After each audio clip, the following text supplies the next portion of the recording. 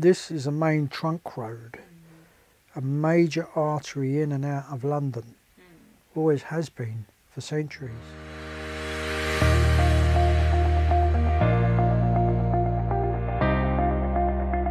It's very nearby central London, therefore we don't miss any opportunities, amenities or facilities that central London can offer us. I've lived here a long time. I've lived in the area basically all my life. I've lived in West Hendon for about 11 months. Okay. So I'm relatively a new resident. Well, I've been here since 2001, so about 16 years. 17 years. I moved in when I was about, I think I was about 24 years old. I have been in West Hendon 26 years over on the old estate, so then 2 years on this new part. 17 years.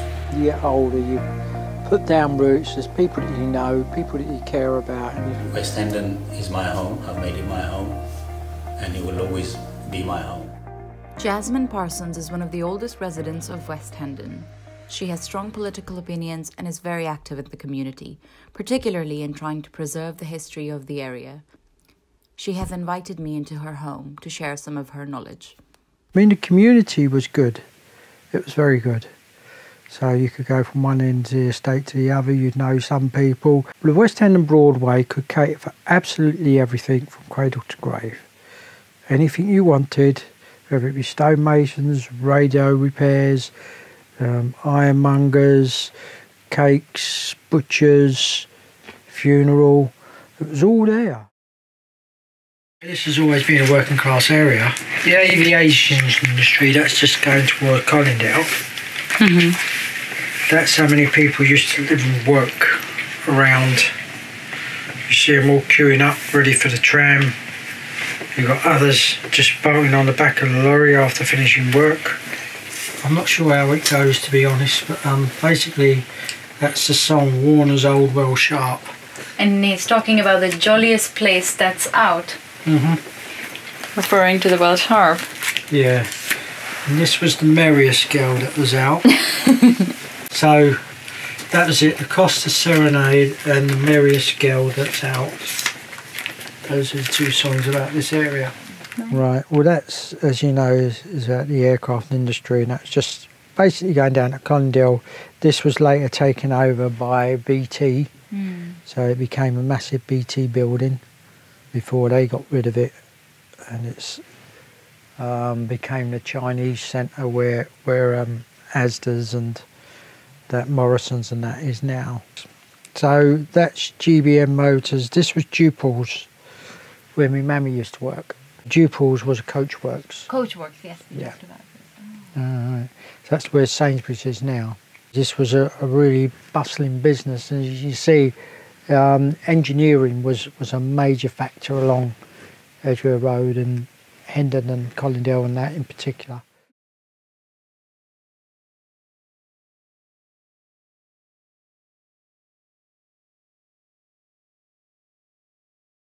This is more out the memorial, so basically remembering like when people actually died from the bomb.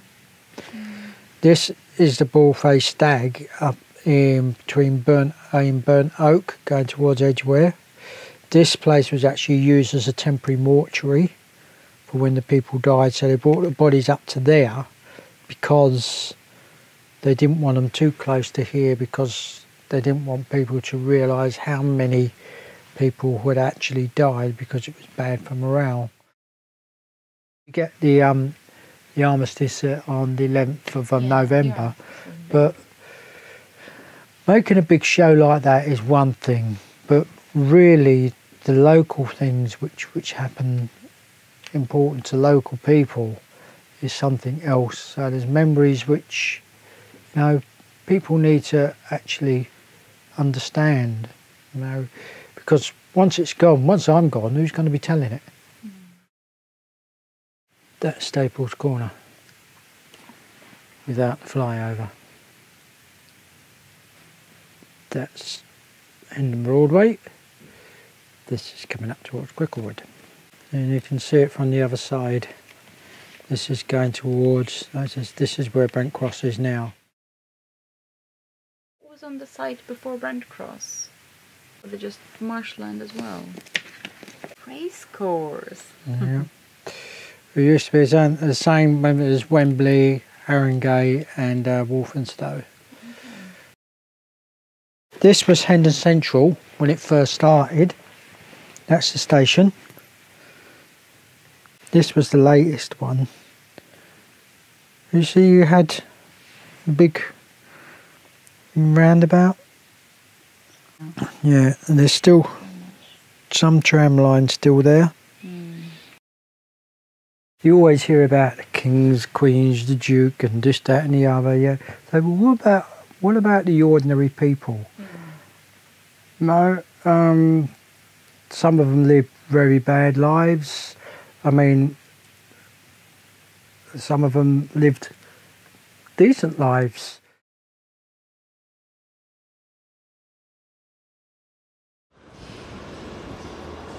West Hendon has seen dramatic development in the recent years, and this has meant uncertainties for some and new beginnings for others. Being a non-secure tenant is a little bit unsteady, a little bit worrisome for me, but at the end of the day, I'm an optimistic person and I hope something positive will come out. At the end of the day, West Hendon is my home. I've made it my home, and I hope at the time when the buildings are knocked down that there would be something available for me. When you go looking at the old estate, all of us knew each other, and we made a point to look up and say hello. Whereas when you go to the newer buildings, even where we are now, people don't look at each other. They'd rather put their head down, and even getting the lift and things. There's very few people that want to talk to each other. Originally, the blocks were, if you were on the ground floor, the blocks were, you were all on one front. The front was all open. They divided it into small garden areas afterwards. So you tended to get all the kids play together. Now I'm off the estate, and I'm obviously in a different part of the estate. It's nice, it's quiet, and you just I just keep myself to myself, and then if I see my neighbours, I talk to them, and it's really nice. I like it anyway. How do you feel about your new place? Love it, absolutely love it. Compared to the old place, this is fantastic. There's loads of room, it's bright, it's nice. And how do you like your new place at Dunnock House? I love it actually. Yeah, it's big. I thought it wasn't going to be. I got a bit upset about me leaving because our space that we have in the maisonettes and the 2-bed maisonettes are very big. So we've got a really nice space. They're like big houses. So when we had to move, I was a bit worried about it. Now look at it, and it's actually big enough for I would say for a disabled person to live there comfortably. It's a nice space. The doors are big, the area is big, and I think it's fine actually. I'm happy with it. And your son, is he happy now? Yeah, he is, yeah. Yeah, he still has moments where he misses the place, but I think he likes his new room. I had to really make it home, and as a single parent, that's quite difficult to work and then try to make the space, just right for them. So where I am, it was ideal because then it meant that, like Sainsbury's, they were doing rhyme time, so I could take my little one to rhyme time. Then you've got Baby Gym, which is down in Brent Cross, in the gym down in Brent Cross. So I took her Baby Gym. So everything was just ideal. I was right in the middle, and I can get to places. The other thing I like with West Hendon is that it feels like living in the countryside of London, of England in general. There is a huge park nearby, there's a lovely lake. The Welsh Harp, I didn't know about it for years actually, and my neighbour was like, you have to go and have a look. The Welsh Harp was a great tourist attraction for thousands of Victorians for quite a decade.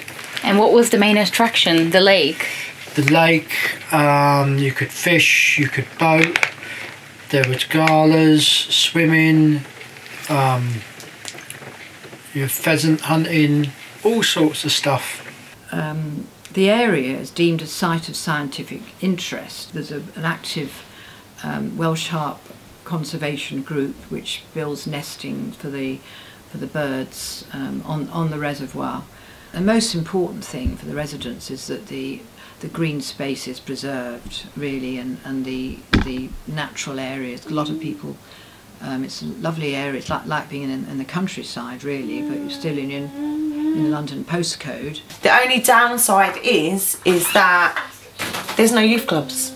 There's nothing for kids on the estate, which is quite poor, and that means that loads of youngsters are hanging out on the streets when really there should be something for them.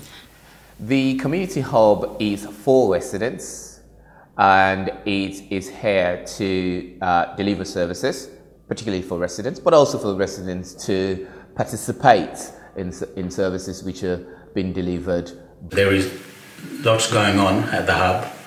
There's lots of courses on different subjects, and it's very well liked by local people. Excellent. Give yourselves a clap, ladies. I think it's really important for the local community. The reason being because they're ladies that are coming from a background where they've had no support or come out of the education system, so they've been left through the system. With this free course, it's helped them to develop, it's helped them to progress in relation to their personal skills, so their interaction skills, as well as getting them back into focus and in relation to getting them ready back for work. I joined the West Hendon Community Hub last year in May, and since this time I have volunteered on various different projects run at the West Hendon Community Hub. I started as a community researcher where I helped conduct the initial assessment to see what the residents would like to see in the area, as well as delivered in the West Hendon Community Hub. After that, it led on to a communities working features group, which was designed to see how we could meet the residents' needs, as well as putting provisions in place to involve the whole community. After this, I was offered a position as a media officer where I got some training from Metropolitan Thames Valley Housing to give me the necessary skills to run the Facebook page and promote different programs that we're running in the West Hendon Community Hub. I've actually set something up in my local community. It's called Connecting Neighbours, because obviously there was that need for people to get together and come out of their homes, and so that they can interact and just find that connection that they once had before. And we've done 2 events so far. I'm helping her. She's the one that arranged it all originally. So we've had 2 events so far in the hub just down the road, which actually turned out really well. We thought maybe 30 people. I think we've got 60 plus. And there'll be another event in sort of March time. I think there's going to be 6 throughout the year. I've been a therapist for about 20 years now, so I do holistic therapies, and then I go and visit people around the area and different parts of London. And is Karma Mama involved with the community hub? Yeah, that's right, yeah. Okay. Yeah, so we do, so basically people can come and get vouchers from the hub and come and get a trial treatment, and then do a bit of meditation, and then decide that, you know, they know me and they've met me, they can come and have something at home. The focus is to see how best we can support people. So we make sure we deliver courses that people need.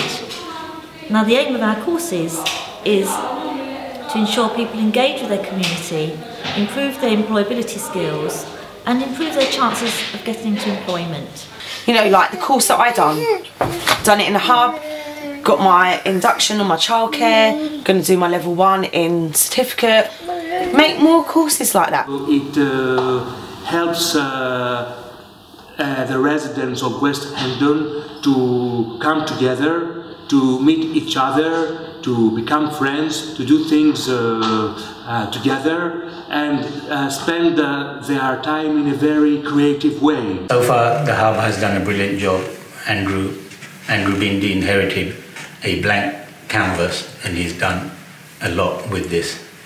And in the future, I hope that will be built up on. And hopefully that they'll provide something for the younger people in the future, so that they don't miss out on, you know, a situation where they could actually turn it into something positive. There needs to be youth clubs. There needs to be something for youngsters instead of them being on the streets. Then they're hanging on the streets, and then they're getting in trouble, and they're doing wrong things. Who do you think is responsible for this?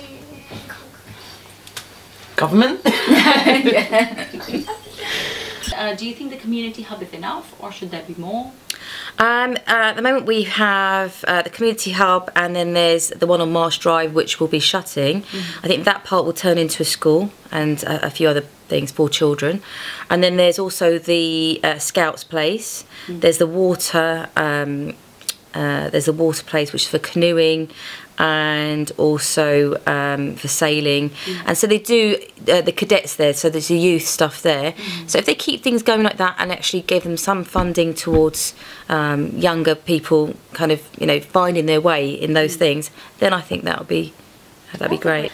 I want this one to get far in life, and I want something, you know, I want her to be able to go to something and enjoy it, and I want her to be safe, you know. It's not all about us, it's about them as well, and it's about their future.